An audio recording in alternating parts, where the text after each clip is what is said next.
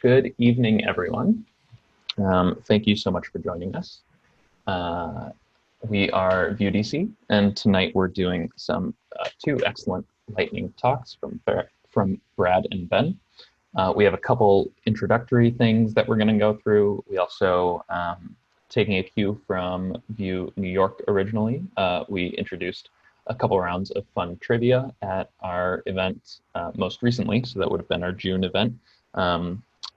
We felt like it went fairly well, so we're going to do that again as a way to break things up a bit.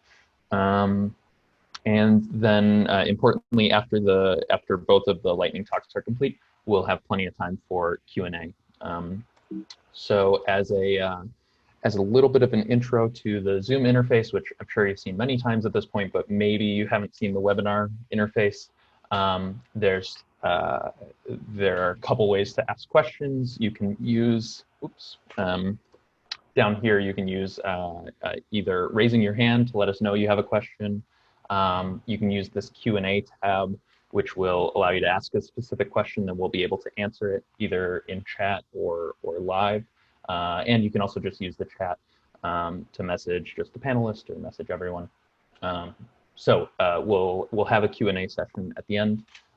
Brad and Ben, because we have a fair amount of time, do you have preferences about whether you want people to ask questions while you're going on and we can try to watch those for you, or maybe we just gather everything at the Q&A section at the end? During works for me in this particular case. Sure. Yeah, I'm flexible. It's fine if people want to ask either way. Cool. So yeah, as we're going on, just let us know as questions come up. Chris and I will watch out for those and we'll flag them for Brad and for Ben. We're the organizers. Hi, I'm Jack. Ben, you want to introduce yourself? Yes, and I'm Ben. Chris? Hey guys, I'm Chris. And then Tracy can't be with us tonight, but like I mentioned, she helped us a lot with the organizing for tonight's meetup and for pretty much every meetup. We have been running since December 2017. That first meetup was in December of 2017, and then what we feel is pretty impressively, we've had a meetup every month since then, at least, sometimes twice. So we're continuing to do that for as long as people are working from home. I guess that would have started in February or March, and so far they've gone pretty well. Let us know at the end of the meetup, whenever you're feeling like letting us know any suggestions you have about different approaches to our online meetups, or as always, topics you would like to see covered in the meetups. That member number is way out of date. We're at 975. Oh, we're getting closer. All right, cool. Short. It's not way out of date. I didn't update it this month, but I think that was accurate last month, so that's a pretty good pace. Tune in next month to potentially see us hit 1,000. At that point, I believe Ben said he'd wear an awesome costume if we hit 1,000. So we've never done that before. Never. So like I mentioned during Q&A, feel free to ask questions while the talks are going on, or during the Q&A session. You can use that Q&A panel at the bottom. You can use the chat, and you can also just press raise hand. We'll then unmute you when we have a chance to answer your question if you want to ask your question over audio rather than chat. We got you for various support channels. Chris, maybe if you can grab some of these links and just share them in chat so they're easy to use. We have a Discord, which is where we do announcements, but it's also a really good resource if you want a targeted group of people, if you have questions about Vue. We do, as of at least a few months ago, have a Vue core team member who is active in that channel. Thanks, Ben. So there's plenty of available resources and experience if you have questions about Vue. Vuedc.io is the main site. Various resources on GitHub and Twitter as well, if you want to follow us there. And then our upcoming meetups. Wednesday, August 19th, like we mentioned, third Wednesday of every month. So Wednesday, August 19th, we're going to be doing a Vue 3 panel. We'll probably talk about various Vue 3 things today, or maybe it'll come up in the Q&A, but the very exciting news is that there continues to be progress on Vue 3. And so probably around August will be a great time to chat about it and how it's likely to impact applications, when you might want to start using it in a new application, and a moment of, for those of us who can use audio, congratulations to Ben for getting the docs out. Congrats. Yay! Way to go, Team Ben. effort. Team effort. Woohoo! Way to go, Ben and team. So that's awesome. You can find some of the documentation available for Vue 3. Ben, anything more you want to say right now, or save mostly for August? Yeah, as far as the docs go, we welcome all feedback. Be sure to file any issues that you find. At this time, we are requesting just to hold off on PRs unless they're like little typos or things that are quick for the team to review. But otherwise, yes, please go ahead and check out the docs and give us feedback so we can keep making them better for you. Yeah, many congratulations. That's awesome. And I think everyone, when they talk about Vue, if you're at a meetup, maybe you're discussing the different frameworks and what people like about Vue. I think the documentation and kind of the user-centric documentation comes up all the time. So it's great to see that out for Vue 3. Then come September, we'll be doing another intro to Vue.js workshop. I think when we were looking through our talks, it's been probably more than a year since the last one of these. You're welcome to come with any level of Vue experience. Obviously, it'll be targeted or very accessible to people with no Vue experience. But the fun aspect of it will be, Ben, correct me if I'm wrong, but at least portions of it will be Vue 3 focused. So I would guess there will be stuff to learn for all of us. Does that sound accurate? Absolutely. Cool. So those are the next two. As always, let us know if you have topic suggestions or if you have talks yourself. Anything you would like to discuss with our community. Like we mentioned, we're getting close to 1,000, but that also doesn't mean that you should feel any sort of pressure if you're interested in giving a talk, especially remotely. All you have to do, like I'm doing right now, is stare at a webcam, so it's pretty manageable. We're very happy to work with any topic idea that you have to help flesh it out. Maybe it's a short thing that you tried out and you want to share, this is what went well, or even this is what was difficult or hard. If it's a longer thing as well, we're happy to carve out a slot for you and work through the topic idea with you. So hopefully if we can share this link in the chat as well, and then you can also reach us at that Gmail. We'd love to discuss any talk ideas you have, or not something you've worked on or would want to give a talk on, but it's just a topic that's been frustrating to you, or you feel like it's not well explained. Please let us know those as well, and we're happy to do the work of trying to find some people who might be good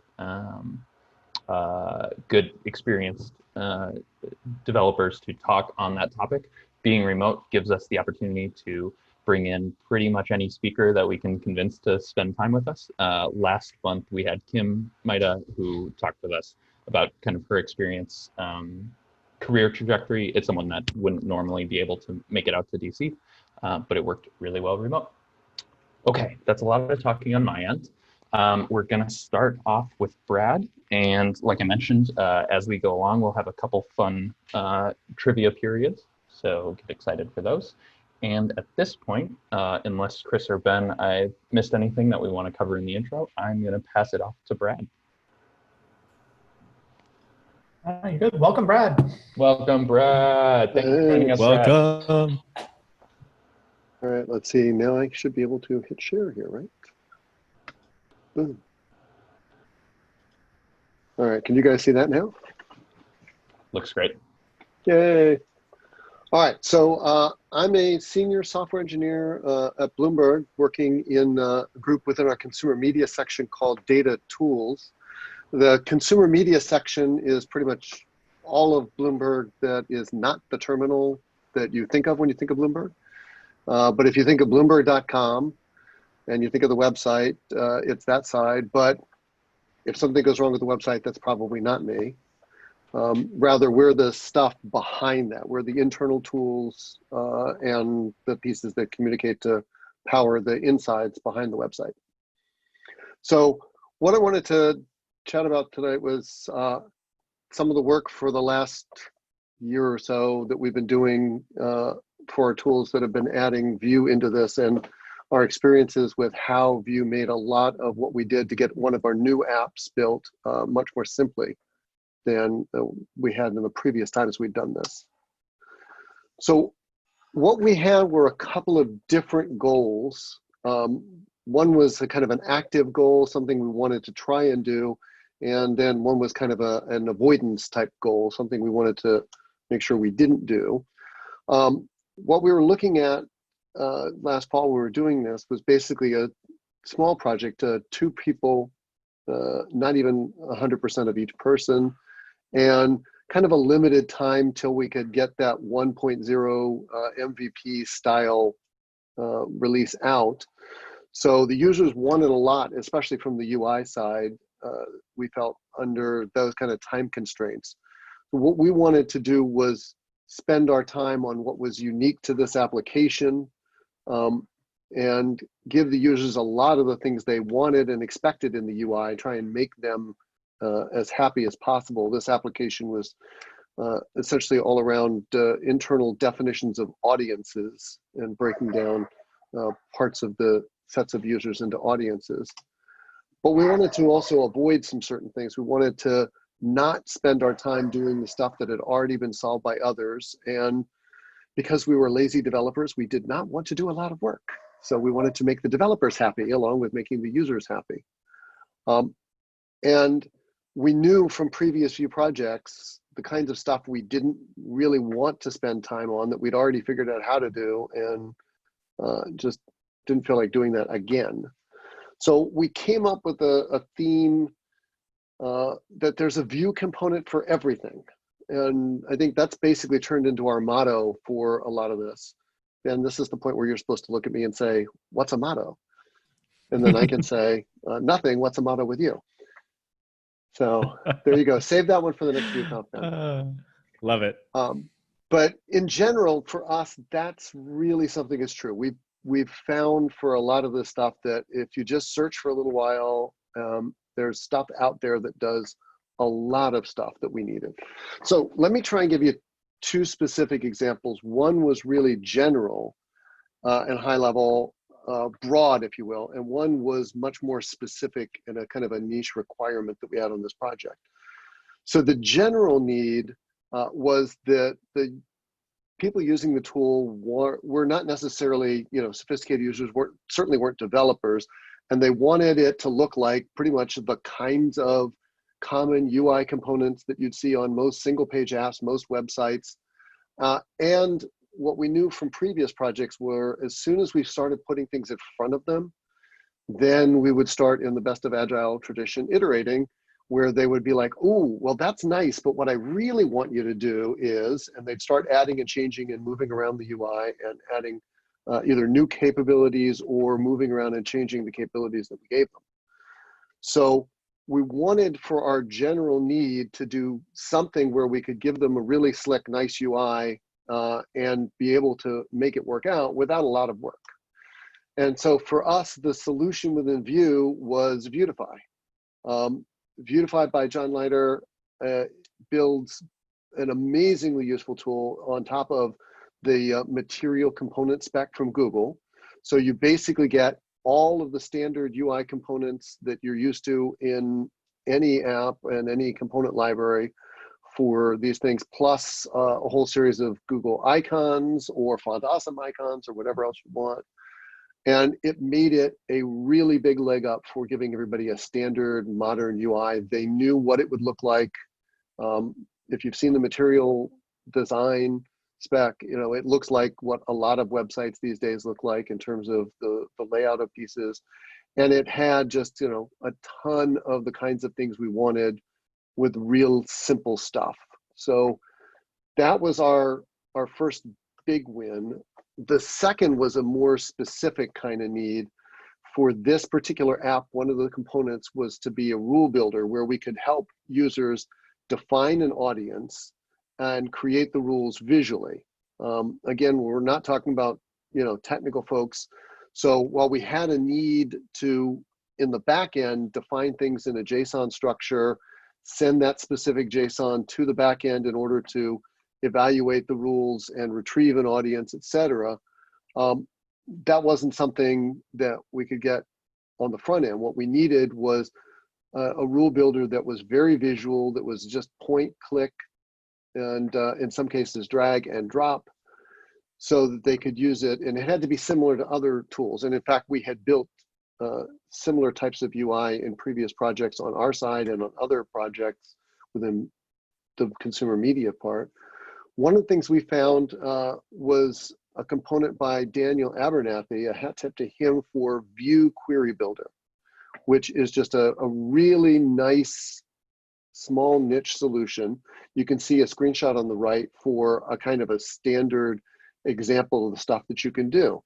You've got individual rules, like there we've got first name and then a drop down for your matchers, whether it's equals, not equals, contains, less than, greater than, whatever, you know, types of things you have. And then John, you can then group the rules into ands and ors. In this case, any's and alls is the name for those. You can add rules within a group, and you can drag and drop rules within them or delete them. There's a little X there. So it's really simple, really straightforward to use. The UI is pretty intuitive for an end user. And it not only includes all these basic rules that you see here, but it has this capability of building essentially a custom rule. So if what he has is not what you want, and you need something more specific, there's this really nice capability where you can call out into your code that defines pieces and says, this is what I mean by a rule, and add it in and have it produce, you know, some piece. The whole thing creates JSON. And what we were able to do was take his JSON structure and then write what is essentially just a JavaScript transform function, you know, basically dot map and dot filter, and run it through and turn his JSON into the JSON the backend needed.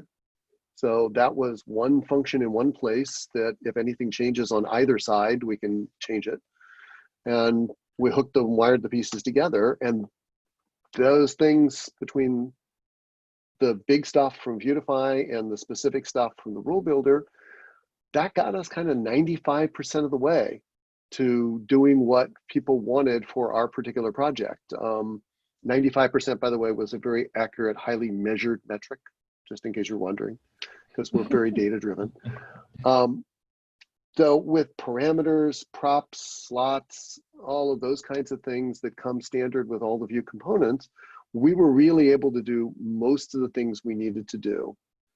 And as a result, we were able to put the system together pretty quickly. We could kind of focus on the requirements and the needs for this project and tend to ignore the UI issues. There was, you probably, I guess, then the 5% that happens when something doesn't exactly provide what we need. And we have an example for you in this, in the corner case in the rule builder, where we had a requirement that kind of exceeded what we could do. The rule builder, as I said, has this really nice ability for complex user-defined rules. We used that. We had built a number of basic rules. We'd done, you know, a lot of stuff to push that component. But one of the things that turns out was kind of intrinsic, not to the components, but to our application space, was that the rules that we were doing and the way that the users had defined them, had named things, the quantity of everything, the definitions, it all got very complicated very quickly. And naming is, you know, as you know, one of the fundamental unsolved problems of computer science. And that hit this as well. So users needed help basically with the rule builder, and we needed some way to provide a kind of a help system. So somebody said, well, why don't you just modify the component? We're like, no, just like, no, we're not going to do that. What we will be happy to do, rather than fork his entire repo and start modifying his code, is hack this. And we figured out a way that we could do this on top of the component rather than modifying the component's code or doing any of that. We could use JavaScript and CSS and do it from the outside of the component. So our particular issue was that if we wanted to take this example again here on the screen and add some kind of help text to this, there's no obvious way to do that using the props, the slots, the tools that come with this particular component. And what we wanted, what our particular UI design was essentially a mouse over makes an info button happen.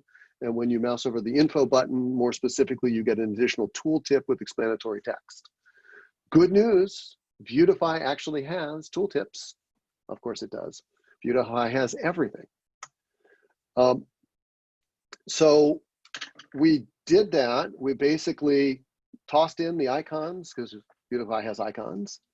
And we added then a mouse over behavior with a tooltip using the Vuetify tooltips, and changed the interface on the left to the interface on the right, which gave people kind of a way of understanding our rule builder and the rules that we were implementing a lot better without having to modify the source code. So what did we do? Well, in this case, the hack is we figured out that there's the class inside there, the .vqb rule, and we could target those things. Granted, that's a bit brittle, but I think it's less brittle than forking the code and keeping up with changes that come from their code base. So, as far as these things go, it's not so bad. Well, we basically added the tooltip component, vTooltip here from Vuetify, into the code. And that's pretty much it for the HTML. You set the model. In this case, I set it to a new data element called ruleinfo.show. And then we've got the JavaScript here. So we're basically selecting their rule, each one of the rules, and for each of the rules in the system, adding a listener for mouse over and mouse out to toggle the help on and off. So that way, we'll show the icon, the eye icon, whenever you hover over rule. So here's our toggle rule help that basically takes the event in, and as long as we're targeting the VQB rule, then just change the show, toggle it, and set the target and description. The set target and description is how you know what info should go in the tooltip and what the tooltip, where the location of the tooltip goes, that kind of stuff. So here's set target and description. Basically, it just takes in the event and takes the target, sets that as the rule info's target element, and then says, okay, and then you notice that's the activator on the left side of the HTML for the V tooltip. Then it sets the rule by getting the text out of the rule and matches that against our list of rule builder rules to say, okay, what's our description? And puts the matching object description into the rule info. So now we've hooked up, in this case, the mouse over and the description. One of the other things that we then did was add the icon for the CSS using a hover before, plus a little bit of extra CSS, because if you do that and you don't stick in the extra padding, then it wiggles and it shifts when you mouse over, and that's annoying. So CSS hack there. And then just because Vuetify has transitions and Vue supports transitions, we're like, okay, we'll do a transition state. So the tooltip doesn't just pop on, it nicely slides up and off on the enter and the leave. So I stole this stuff directly from, code from the VueConf before that had in their slides shown exactly how to do these kind of animations, and put that in. And then the same thing for the downs and outs. So that's basically the kind of stuff that we were able to do in this. We've definitely seen a lot of useful stuff. And if people are interested, I can talk about one of the additional things that we learned this year, basically the last couple of months, in adding Vue and Vuetify, adding Vuetify to an existing Vue and JS front end Rails backend app. So if there's time and people care, I can spend a couple of minutes mentioning that as well.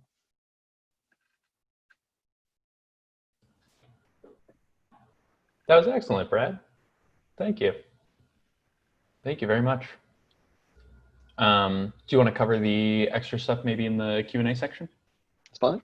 However people want to do it, if anybody's interested. Yeah, oh, definitely. I don't think we have any questions at the moment, which is good. We can collect those at the end for a virtual panel, I suppose. Let me grab sharing screen real quick. Many thanks to Brad. We are on to trivia time here. So I'm going to go ahead and initialize this. Let me actually stop sharing briefly. Up this. So if you were with us last month, so our June meetup, Tracy pioneered our attempt at, oops, let me mute that. Tracy pioneered our attempt at doing a fun bit of trivia while the event was going on.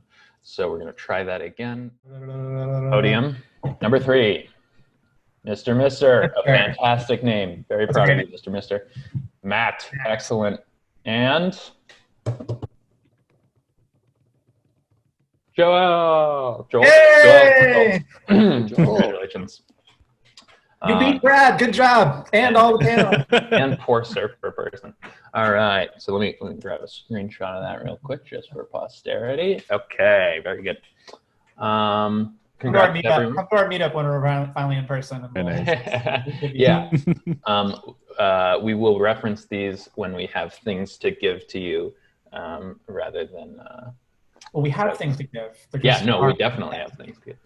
All right. So after trivia time, we are on to our second lightning talk speaker. And we're going to do an intro to Vuetify, which is excellent and topical given Brad's talk. And I am going to throw it over to Ben. Thank you, Ben Hong. All right, sounds good. Let's do my keynote go. All right. All right, can everybody see my screen? Looks great. All right, fantastic.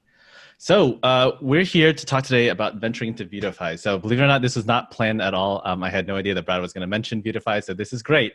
You've heard about some of its practical application at companies like Bloomberg. So we're going to do a little bit of a hands-on application as far as like learning about it and sort of getting started with it. All right, there we go. All right, so as you all know, my name is Ben, and so a little fun fact about me, I love going to like sort of Universal Studios is a great place for me, a very happy place. If you can't tell, I'm the one up here, just like going down the Jurassic ride. If you haven't been on that one, it's a fantastic water ride. Definitely highly recommended. And if you missed it earlier, this was taken in 2017, so prior to quarantine, I have not been down to Florida since then, but certainly missed the parks. And you look like you're the only one that's actually happy. Everyone else is miserable. Yes, I may have built up a tolerance for this particular ride. So hands up every time I go down this one. All right. A couple things you might not know about me. So as far as currently, I'm at Cypress.io, which is an end-to-end testing tool framework you might have heard about.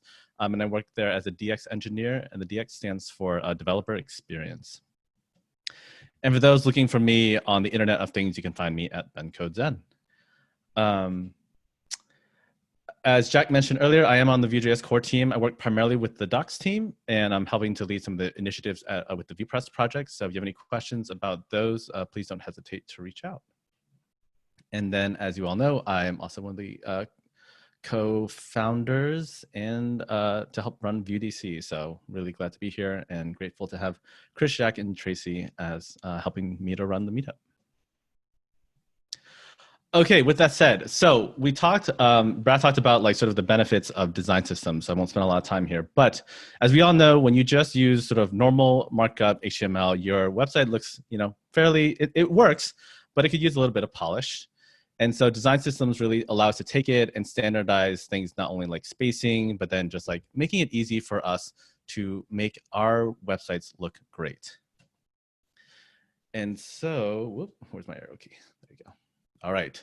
So we get attractive visual design and oftentimes a more optimal user experience by using these design systems. And so, when you're choosing a design system, there are sort of three popular ones that often come up in conversation. You have Bootstrap, which was created by Twitter and still very popular. But then you also have things like, sorry, the Zoom control is in my way. Sorry, one sec, let me move this. For those who haven't used Zoom before, they have this annoying toolbar that just like hovers over everything. I really like how on the screen share we don't see it, so you look just a little bit crazy. Like I know, right? I'm just There's moving my mouse. something on the screen. You cannot see it, but it's there. All right. All right. There we go. All right. So I mentioned Bootstrap, and the other one that if you haven't had a chance to try out is Bulma, which is sort of like a hipster design system. Like only some people use it, and part of the reason they use it is because that way not every site looks like Bootstrap. So if you're looking for sort of a hipster design system, check out Bulma. But the one we're talking about today is material design, as Brad mentioned, which is by Google. And clearly, because by Google, there's a lot of sort of interest in it, and people have used it a lot. And so traditionally, when we're using design systems, they usually provide us a CSS system, and we're responsible for implementing it inside of our HTML. Given that most of us here are Vue developers, really the challenge here is that we not only have to integrate the CSS, but then sort of going forward to that, then we have to deal with components and stuff, and it can get a little bit messy because there's a lot to learn about. So what we really want, and this is where Vuetify actually comes in, is because it makes it a lot easier for us to then integrate those pre-existing styles and keep up to date while we focus on what we care about as far as the internals of our application and how it works. So as far as getting started with Vuetify is actually quite simple. So what we're going to do is we're going to go ahead and start by scaffolding a simple Vue CLI project. So this is, again, we call it Vuetify dashboard. And so this is just setting a standard Vue CLI app. And so we're starting from scratch to show you how this might work. And so Vuetify has a plugin. So we'll just use the plugin system by typing Vue add Vuetify. And so you'll see that there's a couple of configurations, and we're just going to use the default recommended one. And what this does is it goes ahead and populates our default Vue CLI app with some pre-configurations to make sure that everything works with Vuetify as far as like all like the bundling, fonts, all those things already done. So with our local dev setup up and running, this is actually what we get now. And so you can see this is already looking a bit different from what you would normally get inside the Vue CLI Hello World application. It's already integrated material design, and it has its own Hello World ready for you. So what we're going to do here is we're going to have the editor and browser side by side so you can see what happens as we go ahead and make some changes. So the first thing you might notice inside of our code on the left is that we have a lot of these V-. And so this is Vuetify's way of basically notifying you that you're using a Vuetify component and basically namespacing it so that it's very clear to developers what's custom and what's Vuetify. And so if we look at basically the V spacer, what this ultimately outputs to in the end, as we're all familiar with when it comes to Vue components, really this just translates to the div class spacer, and spacer comes from the Vuetify CSS, which then allows us to go ahead and add space. So all in all, like implementation wise, it is straightforward in this regard. Not too much magic when it comes to what Vuetify components are doing. No different than what you're already used to. So what we're going to go ahead and do is we're going to start from scratch and then just start to build out that login page that we saw earlier today. And so let's see what happened. Okay. Right, I'm going to skip forward a little bit. Okay, here we go. So this is the problem. Okay, so what we have here is the basic login page scaffolded on the right, the component. And so we'll see here on the left-hand side, we have like our vCard text, basically wrapping around. And we have like text fields, and you can see the labels and the types. All of that is already been populated. So this is just the basic scaffold we're working with.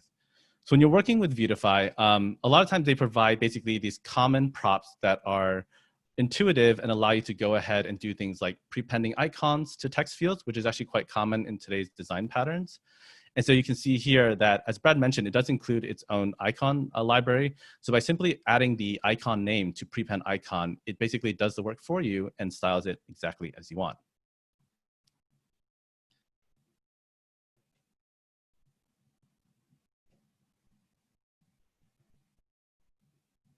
There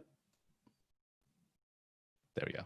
Okay, so we go ahead and prepend the other icon to password as well, giving it the lock icon. And then we're going to do, they also have an append icon, because when it comes to passwords, what we often want to do is show the visibility. So in this case, we'll start off with the MDI off. And then all we do is we add some props to our buttons. And already you can see here with the color already pre-built in without any additional CSS configuration, the login page is starting to look a lot better. And so here you're noticing some of the classes I'm using. These are just utility classes that Vuetify provides out of the box. So MX Auto basically stands for margin along the x-axis, meaning left and right, making those auto so that it'll center. And then the MT5 stands for margin top, basically 5 units, and that's how you get that little bit of space. And so with that, just a little bit, a couple of props, utility functions. You can see our login function, our login module has improved actually quite significantly with the help of Vuetify styling. Jack, if there's any questions, feel free to interrupt. I definitely can't see anything right now, FYI. No worries. You're good for now. Okay, cool. And so in this case, what we're going to do right now is we want to go ahead and toggle the password. And so using standard Vue practices, we're just going to create a show password reactive data field for show password. And then we're simply going to bind our type attribute by using a ternary operator. This could be a computed property, but for the sake of less scrolling, it's just a ternary operator, where if it's true, we'll show the text, and otherwise we'll actually make it a password.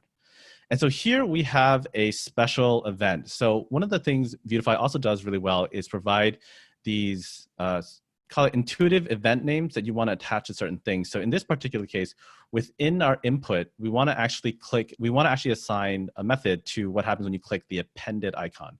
So the simply for them is just click : append.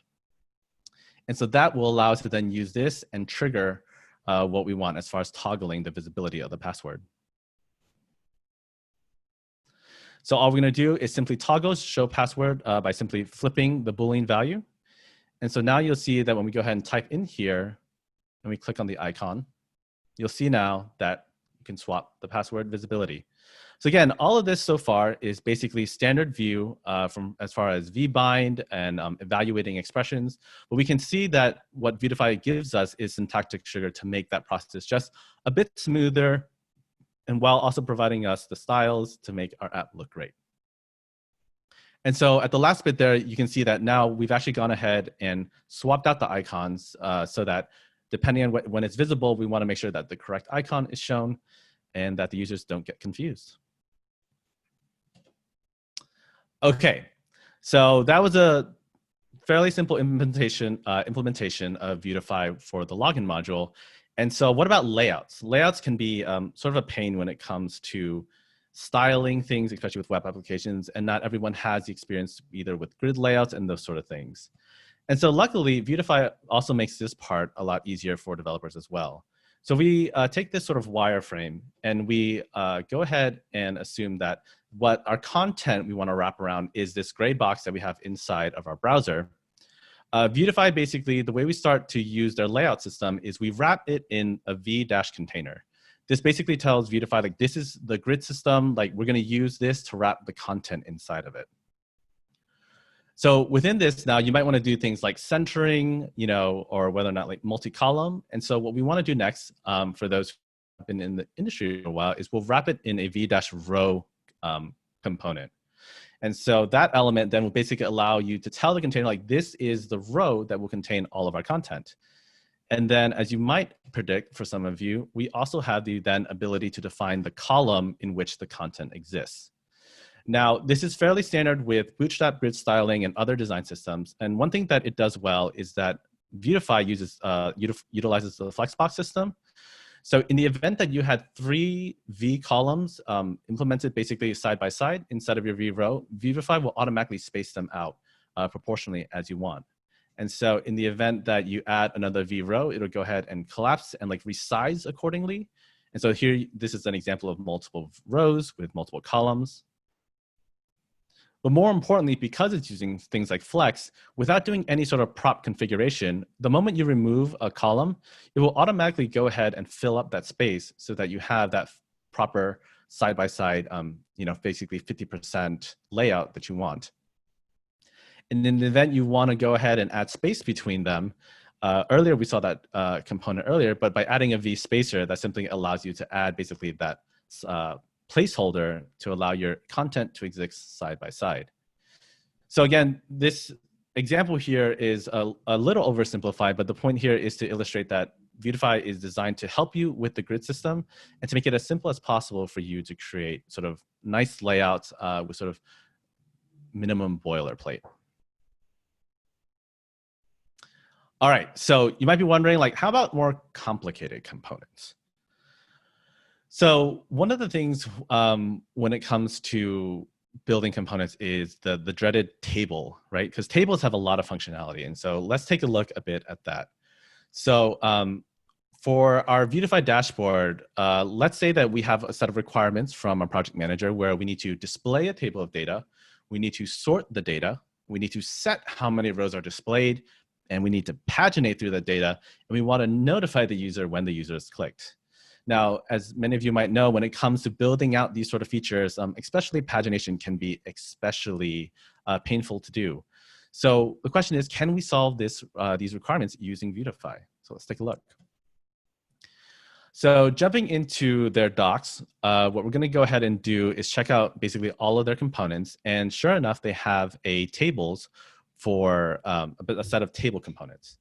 And so we have things like data iterators and simple tables, and those I'll let you explore on your own. But what we really care about today are the data tables. And so as we can see here, it comes with sorting functionality. So basically on whichever column you click, it'll sort accordingly. We can determine how many rows per page is being displayed, and it comes with pagination. And so let's see, how complicated is this to use? It's just v-data table. And we have a couple of props here, which we'll explain later on. But let's see this component in action. So back inside the Vuetify dashboard project that we created, at this point, I've scaffolded like a route for dashboard.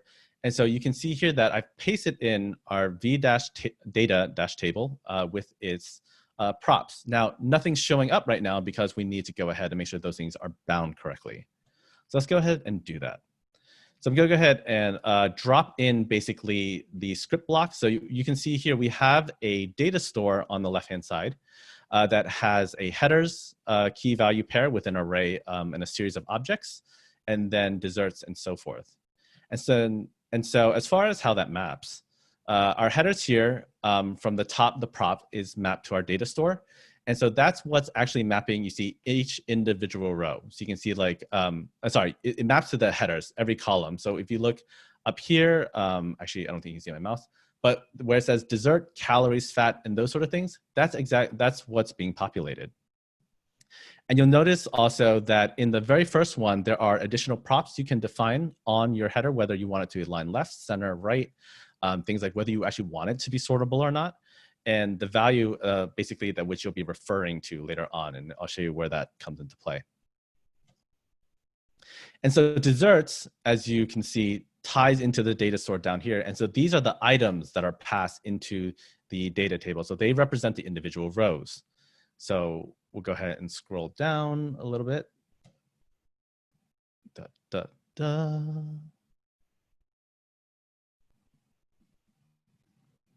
There we go. Okay. So we can see here that if we look at the desserts array, it contains a series of objects like frozen yogurt, the calories. So basically, this is starting to fill out the individual pieces of the table. And if we look, if we go ahead and look at that, you can see that they all correspond as expected.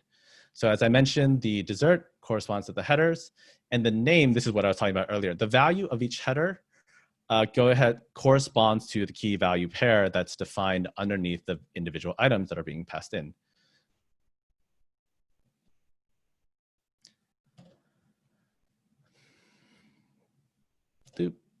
Okay, so knowing that now, I forgot why I did that. Okay. Okay. So as far as the requirements so far, we've actually accomplished quite a lot with a bit of boilerplate. We've gone ahead and displayed a table of data. We were able to sort the data because that's a built-in functionality. As we saw earlier, setting how many rows are displayed is also built in. And finally, pagination works without any additional configuration. So that's great. The only thing we have to do now is get notified when the row is clicked. And so to do that, I'm going to introduce the snack bar concept. So basically what this does is, you've probably seen this on other sites, where when you click on a button or something, basically a little snack bar, a little notification pops up from the bottom. And so there's a couple pieces at play here. So we'll dive into this when we're using it. But basically, we have a V model, we have a v-snack bar component that we're going to be adding inside of our app. And so to do that, again, I'm copying in the snippet from the docs just to reduce the amount of boilerplate. And so we have our snack bar. And what we're going to go ahead and do is basically whether or not it's toggled or not is based on a prop. And in this case, it's a Boolean of snack bar true. So since I set it to true, it shows up by default. But what we really need to do is to have the click toggle the actual visibility of the snack bar. So one of the great things about Vuetify is actually to do a fantastic job with their docs, because as we can see with this table here, it actually tries to list out all the different props that it has and tell you about the different properties and what it does. And so in that regard, it's done really well. And so whether it's the slots and learning about what's inside of them, or what we actually are looking for, which is the events. And so you'll notice here that, as we mentioned earlier, you can actually define, it actually has a pre-built click row, meaning it'll emit this particular event, and we can assign it a method that we want. And so now that we know that from the docs, all we need to do is we need to go ahead and let's assign our snack bar to false on default. And that when we click a row, this is where we're going to go ahead and basically define our select row method. And so I'm going to go ahead and collapse my data store here. And inside of our methods, we're going to take a look at select row. And select row, we're going to go ahead and take the snack bar, and we're going to go ahead and toggle it onto true. So we test that out. It looks great. But it's not terribly usable at the moment because it doesn't really tell the user anything as far as what it's clicked. So what we can do is let's tell the user what exactly they clicked on. You know, whether it's frozen yogurt, eclair, cupcake, we're going to go ahead and do that. And so what we're going to go ahead and do then is that, just like any standard event that you work with in JavaScript, we basically receive the event. And so after defining the current item that we're going to set in our data store, we'll go ahead and take the event from our select row, and we'll simply define the current item as the event target, or in this case, event name, right? Because I don't want the entire object. And so you can see now that whenever I click an individual item, it'll swap out the dessert name on the bottom. Okay. So that's like a sneak peek into some of the complex components that Vuetify allows you to do. And the one final thing I want to cover with Vuetify for this talk is, what about responsive design? Because this is kind of a tricky thing when it comes to being programmatic about it with JavaScript. And so to give you a little bit of an understanding, so here we have a dashboard page that I built out. You can see it has like little charts. And these are all different Vuetify components, by the way. And so the question is, we want to be able to position the snack bar in the center of the screen when the user is on the wide screen rather than on the left. And then when they're on mobile, go ahead and position that on left. But as we can see on the example that we're demoing right here, it's always on the left. So how would we go ahead and detect that so that we can update the position of our snack bar? And so Vuetify has these predefined basically device sizes that basically adhere to common device sizes today. And so they basically range from extra small, which represents sort of small to large handsets. Basically envision your iPhones and basically handheld devices. You have small, which often represents, and we often forget that developers, but this is like landscape mode actually for a lot of phones, and often tends to your sort of small to medium tablet. And then we have our medium sort of a medium size for your more iPads, sort of Samsung Galaxies and those sort of things. And then as well as we have our desktops, and then we have like our ultra wides. And so basically these things are defined up front for you. And the question is really, how do we use this? And so if we take a look back at our code for our V snack bar, you'll notice that there's a prop of left true in line 26. And what we want to do is actually only define that as true when it is a certain breakpoint.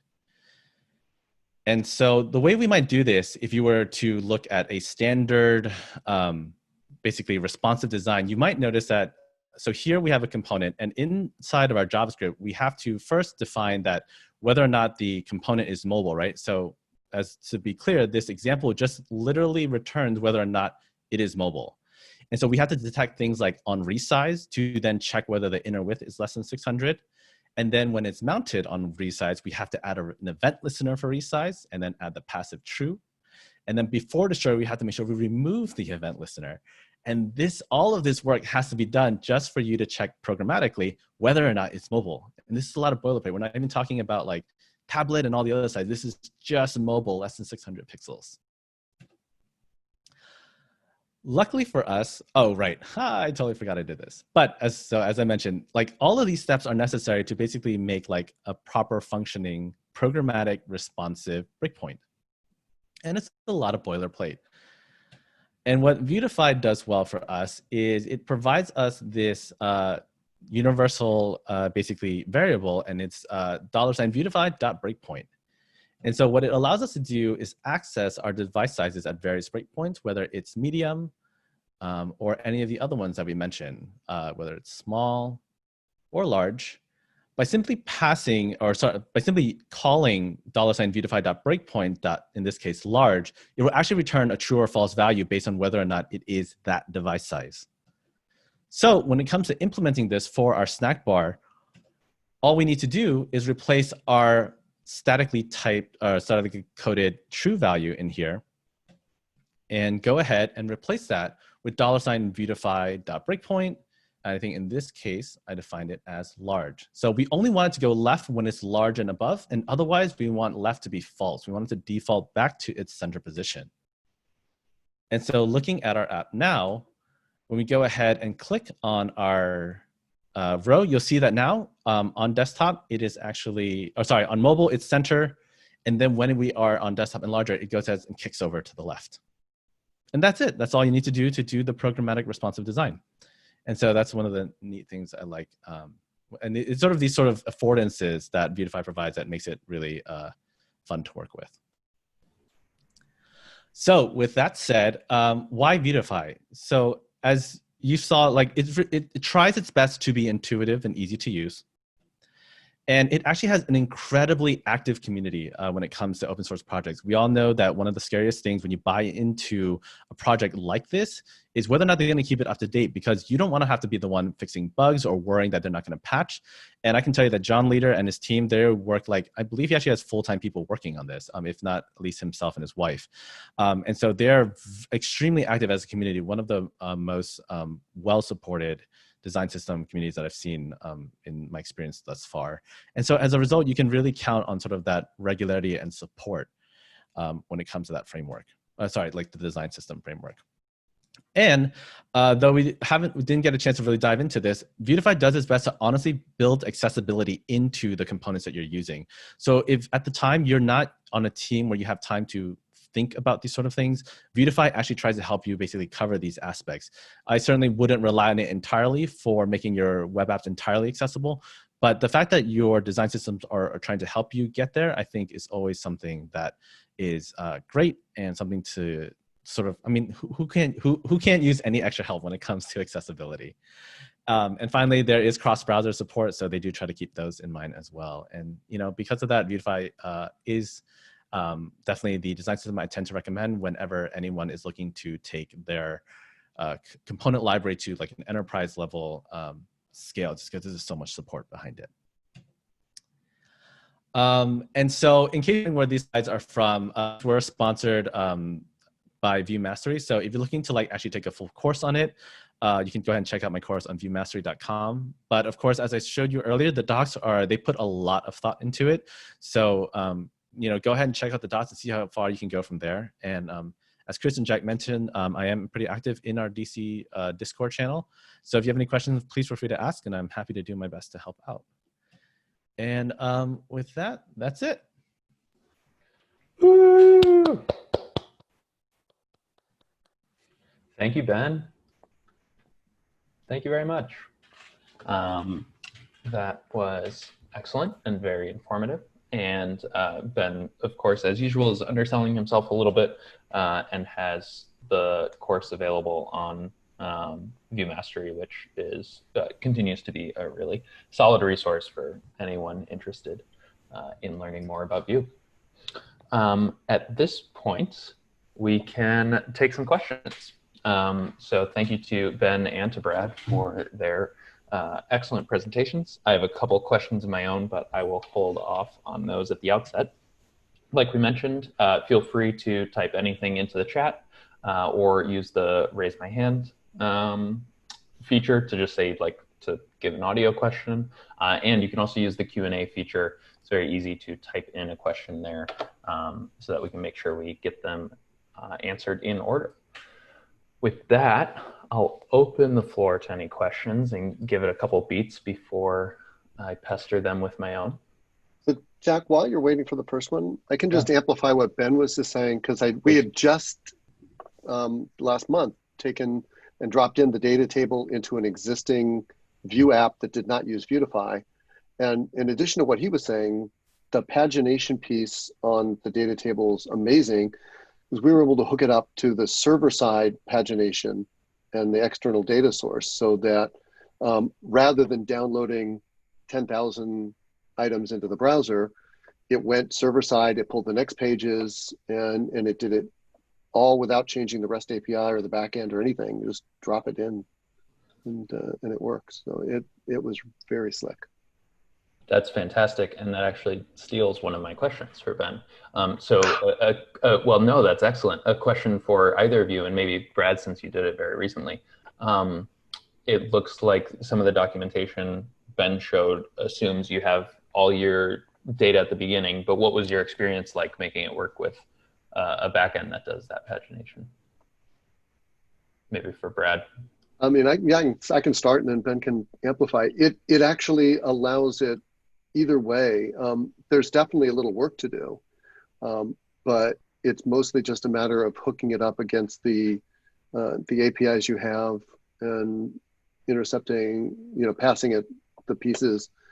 I think the only trick for us was that, we wanted to have it hit those things at certain times, and then I had to add the sort pieces which weren't in the back end. Because when you sort, you want to essentially return back to page one for your sorted piece. But short of that little thing, it was not bad at all. Nice. Yeah, I can't speak to that specifically, but Brad, I'm glad to hear that. Yeah, I think the main thing I noticed is that because Vuetify works so hard to put that API up front to you as far as its props, its events, and what's possible, I think in that regard, that's what I like about it. Is there's fewer foot guns in that regard, where you might have to discover that there's some API that they use. Like, they really try to put that all up front to you. And I think that kind of transparency is really important when you're relying on something like Vuetify to cover so many base components of how your application might work. And so I think that's the big thing from my end. Very nice.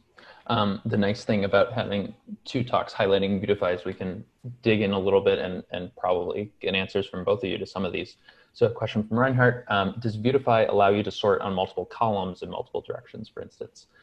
Sort first on last name ascending, then first name ascending, then salary descending. Is that something that either Brad or Ben, you found that to work with that data table that Vuetify provides?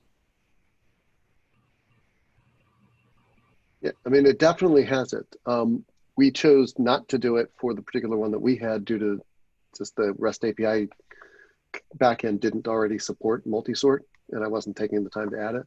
But it's there, and it worked out of the box for places where you were just pulling in all the data client side. It basically, you can turn it on or off with the props, and it's the usual, click on one, then click on the next to do it. And there's little, Ben showed there's little arrows at the top so you can control the directions. It's kind of a three-way toggle: sort ascending, sort descending, and unsort, go back to neutral. Very nice.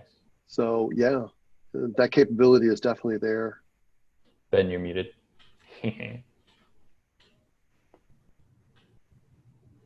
He's pointing, but not talking. Yes, my bad.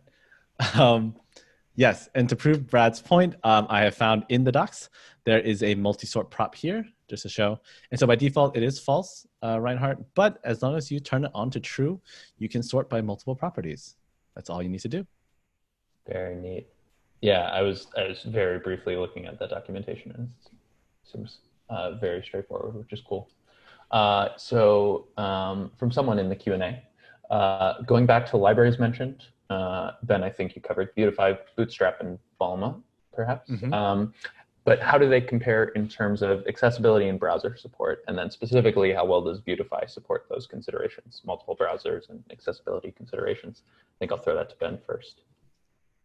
Yeah, as far as I was aware, they support it all the way back to IE11, I want to say, but I want to get they've done a couple of releases. Yeah, they have IE11 and Safari 9 support. There are some polyfills that you'll need to add as a result, which I think is smart, especially on sort of these modern frameworks these days, because not everyone is supporting those legacy browsers. So if you are looking to support back to IE11 and Safari 9, please definitely make sure to check out their browser support page. I'll go ahead and drop that in the Zoom chat. But then to answer the other part of the question regarding accessibility comparisons, oh wait, that was, sorry, I only sent that to Reinhardt in the panelists. I'm sending it to everyone in case anyone check it out. As far as accessibility, I haven't seen any benchmarks comparing all of the different libraries, but I will say that as far as concerted effort towards accessibility, I've only seen really Vuetify commit to that openly, and they actually try to take those issues very seriously when they have like making sure that ARIA roles are there and those sort of things. So because of the fact that they're so transparent about trying to create accessible components and knowing, like they're like, we know that something is not accessible, to me that just shows a lot more just the level of effort that beyond the typical like, I just wanted to create a fun material design library that people can use. Like John Leader, like they have an actual business plan behind Vuetify, and they're actually like financially like viable from like supporting themselves and their work to making Vuetify free and making the best thing they can possibly make. So I think that speaks volumes to what you can expect when you pick something like Vuetify. Yeah, and let me amplify that just one tiny bit. The thing that he's doing too, if you go back and you look at the way you were showing the docs, Ben, there's not just a bunch of props, but he's got this whole thing around slots and a series of ability to name slots. And that really turned out to be convenient. Like one of the things we wanted to do for the data table, which already supports this whole expand thing by default in the data table, where you can kind of expand a row and show something else. But what we wanted to do is replace a hard-coded TDTH thing, which then showed a new view component in there. And it turns out that it becomes essentially trivial to take the slot, tell it that what goes into that slot is essentially just the existing view component that we already had. And so you click on the row, it expands, and it shows this other slot. It shows this other component, and it just worked. And it was like, that was a pattern for a reusable component in Vue like this that I wasn't expecting to be there, and it really solves a nice set of problems to have the slots as well as the props the way he does. That's excellent. Yeah, I think when you come across a system and you discover that it's even more flexible than you were hoping at the outset, I think that's a great experience to have. I don't think we have a question in the pipeline, so I'm going to jump in and ask one of my own, which is for Brad. This is a little outside of Vue specifically, but you mentioned that while you were looking for a solution and eventually settled on Vuetify, you got to the point where it was 95% covered, and then you were trying to solve the other 5%.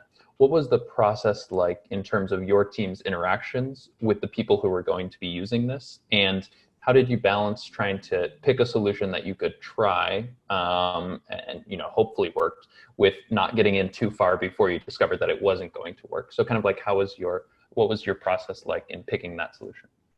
I think we lucked out on this particular project compared to some others in that this one had a small initial user base, and for our team, we're also incredibly lucky because our product manager is real hands-on, semi-technical, and understands a lot of that side of things, as well as actively he goes out to research and represent the users and pull in.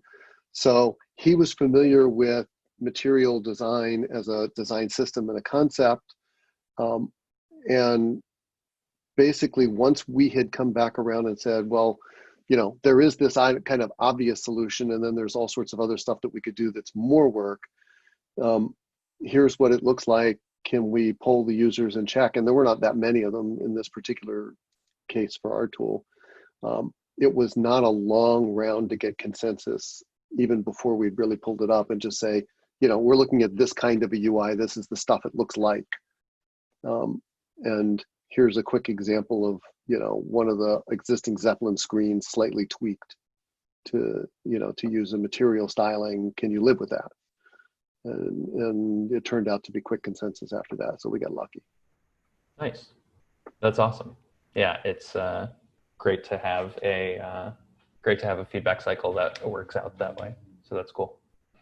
I also wanted, given to quote every business you've ever ordered anything from, given these uncertain times. But Brad, especially since you took the time to talk with us tonight, I want to give you a forum if you want to spend a minute or so. You mentioned that you're hiring. Just a little bit about what that position would be. We are, and I dropped it in the chat.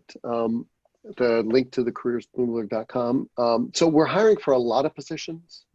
And so, if people want something, there's positions in the New York office, the New Jersey office, which is near Princeton. There's a lot of places, and right now they're all work from home.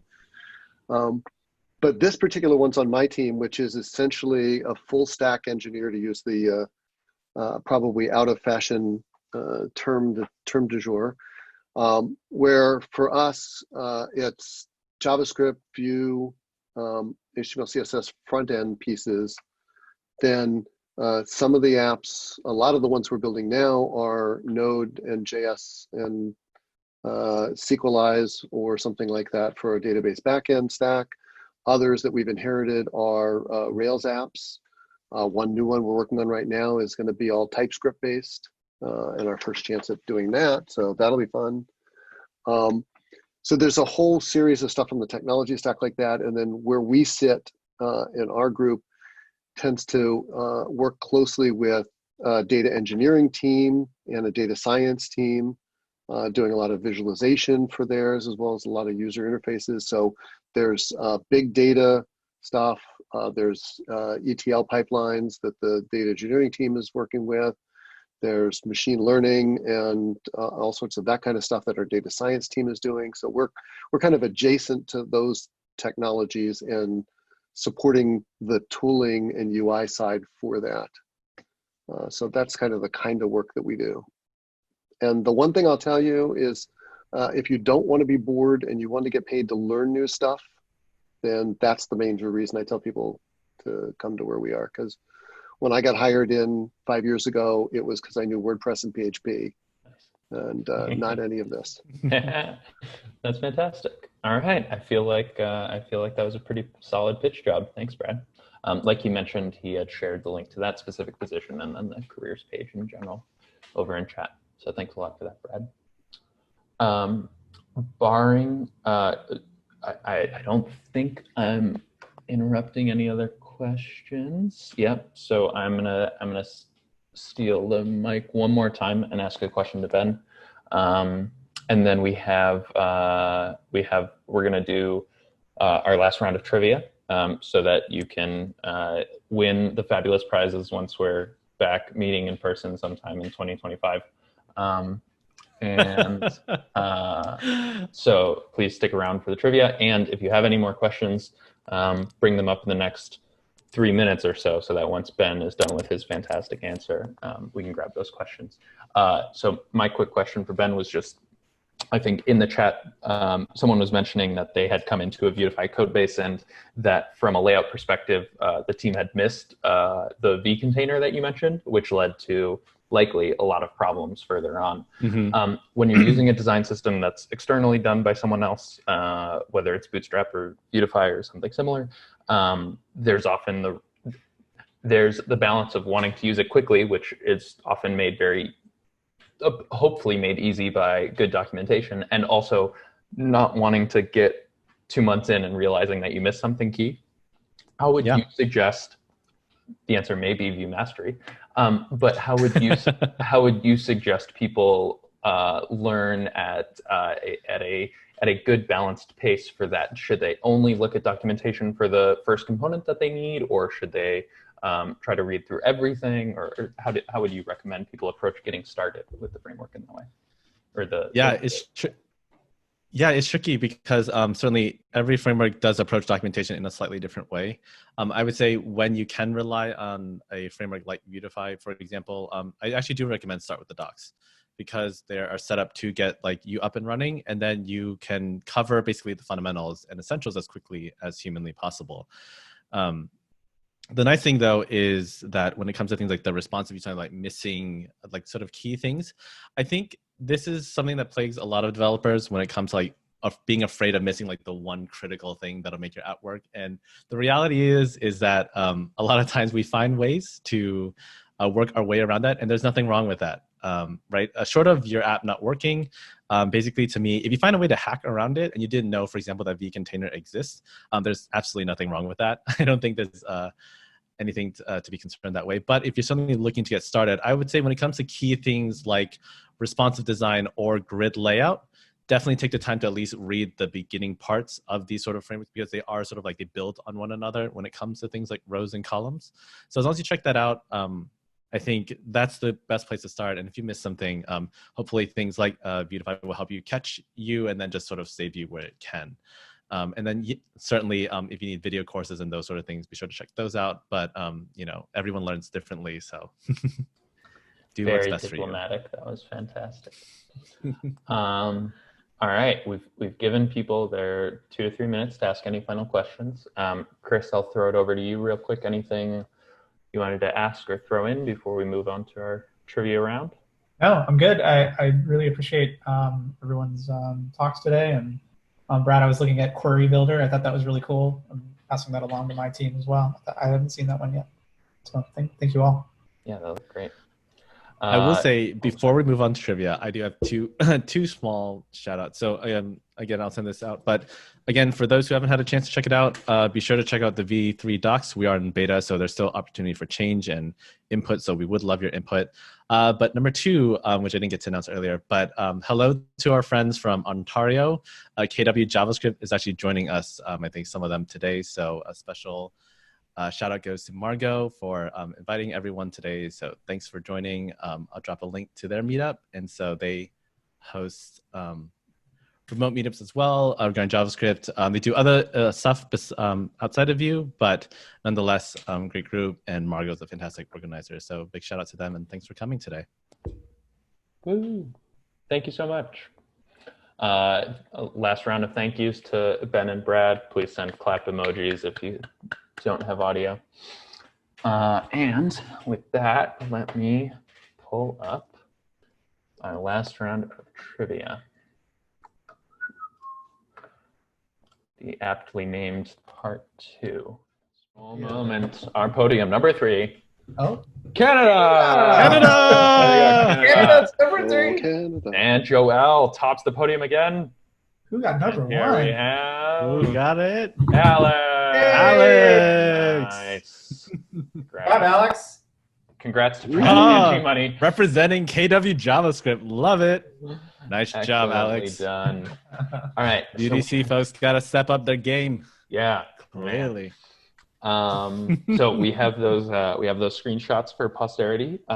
Even if you're in Canada and you would like to come 2025, join us at VUDC here in beautiful, well, Roslyn most of the time. We will have stickers. So let me, where are we? Here.